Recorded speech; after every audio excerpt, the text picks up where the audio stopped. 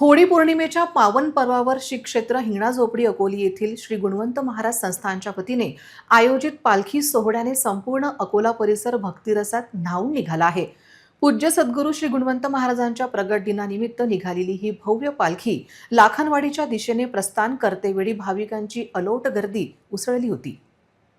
श्री गुणवंत महाराज की जय अशा जयघोषाने आणि टाळ मृदुंगांच्या गजरात हिंगणा झोपडी येथून निघालेली ही पालखी अत्यंत विलोभनीय होती। अकोला शहरातील लक्झरी बस स्थानक परिसरात या पालखीचे आगमन होताच परिसरातील वातावरणात एक वेगळीच दिव्य ऊर्जा संचारली।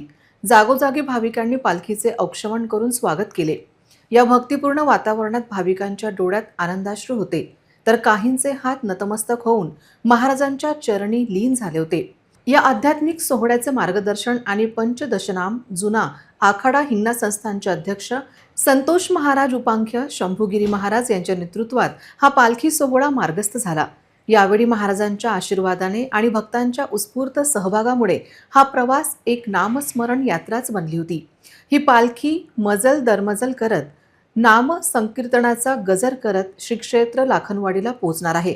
या सोहळ्यात सहभागी झालेल्या शेकडो भाविकांच्या मुखातून निघणारे नामस्मरण वातावरण अधिक पवित्र करत होते।